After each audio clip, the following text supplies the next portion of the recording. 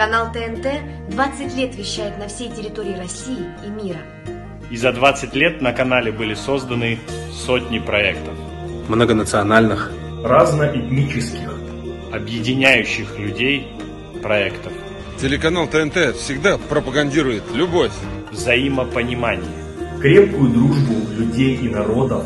И все эти годы мы развлекаем и объединяем людей и никогда не призываем к вражде и ненависти. И сейчас мы хотим принести извинения нашим ингушским зрителям за шутку, задевшую их чувства.